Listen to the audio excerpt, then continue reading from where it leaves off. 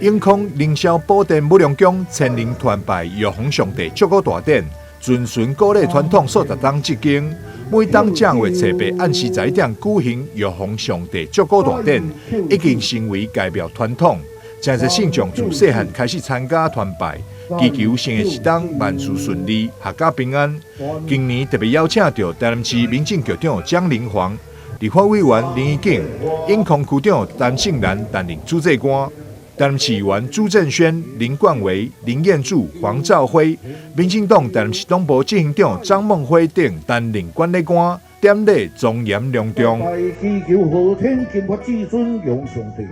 慈悲开恩下罪，祝福大湾凌霄宝殿天公庙武龙宫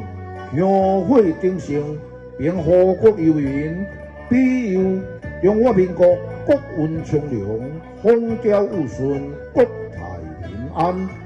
庙方主委王大明表示，武龙宫是永康区的信仰中心，每当的新春文化节，庙方拢会举办年节活动，点礼斗灯、光明灯、财神灯、太岁灯，过七彩平安桥。正月初9天公生也会举办玉皇上帝祝福大典，千灵团拜活动已经成为地方文化传统。而且每当参加的信众是愈来愈多，还佫有外款的信众参与。庙方并伫正月15元宵节举办元宵摸彩活动，庙方欢迎市民朋友做伙来参加。台南新闻张硕维采访报道。